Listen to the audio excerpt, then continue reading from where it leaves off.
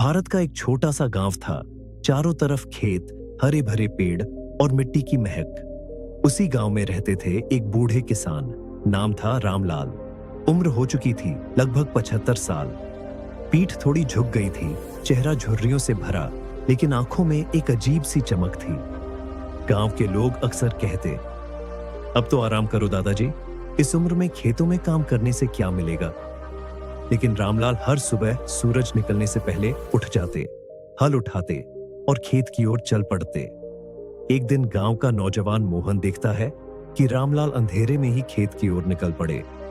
मोहन ने पूछा, दादाजी, अब इस उम्र में खेत क्यों? आप तो बस आराम कीजिए, बाकी काम हमें करने दीजिए। रामलाल मुस्कुराकर बोले, बेटा, पेड़ तभी छांव देते हैं जब कोई उन्हें समय पर सींचे। अगर आज मैं मेहनत छोड़ दूं तो कल ये खेत बंजर हो जाएंगे, और मेहनत की आदत छोड़ दूं तो मेरी आत्मा बंजर हो जाएगी। मोहन कुछ समझा, कुछ नहीं, लेकिन यह सवाल उसके मन में घर कर गया। रामलाल की जिंदगी आसान नहीं थी। जवानी में उन्होंने बहुत गरीबी देखी थी। कई बार भूखे पेट सोना पड़ा। बारिश न होने पर फसलें सूख गईं, कर्ज लेकर बीज बोए और फसल डूबने पर ताने सुने। लेकिन एक बात उन्होंने कभी नहीं छोड़ी, मेहनत। वह कहते थे, मेहनत करने वाला कभी खाली हाथ नहीं लौटता।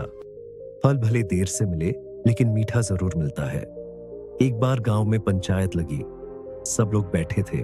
कोई बोला, दादाजी पागल हो गए हैं, इतनी उम्र में भी हल चलाते हैं। दूसरा बोला, अरे इन्हें क्या मिलेगा, अब तो इनके आराम के दिन हैं। रामलाल ने सबकी बातें सुनी, फिर धीरे से कहा, तुम लोग सोचते हो मैं अपने लिए कर रहा हूं?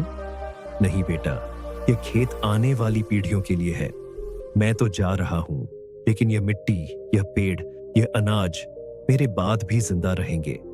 मेहनत सिर्फ पेट के लिए नहीं होती, आने वाले कल के लिए भी होती है। गांव वालों के चेहरे झुक गए।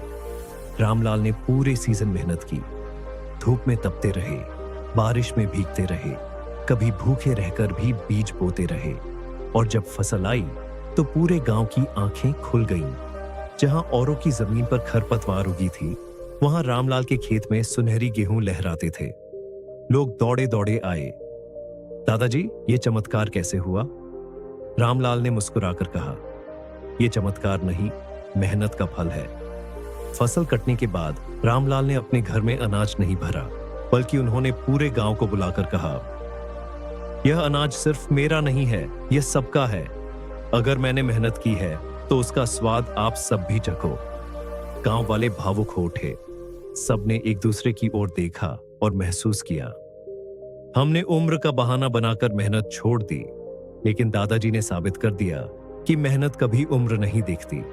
उस दिन के बाद गांव बदल गया। नौजवान फिर से खेतों में जुट गए।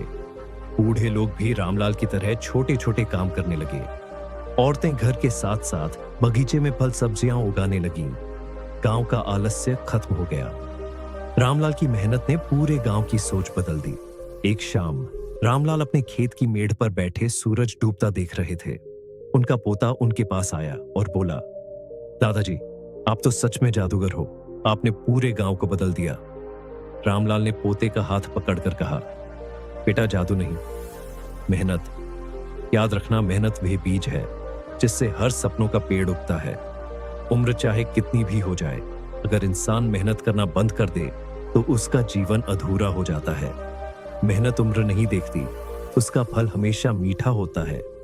मेहनत सिर्फ अपने लिए नहीं, आने वाली पीढ़ियों और समाज के लिए करनी चाहिए। जो इंसान मेहनत छोड़ देता है, वह जीते जी हार जाता है।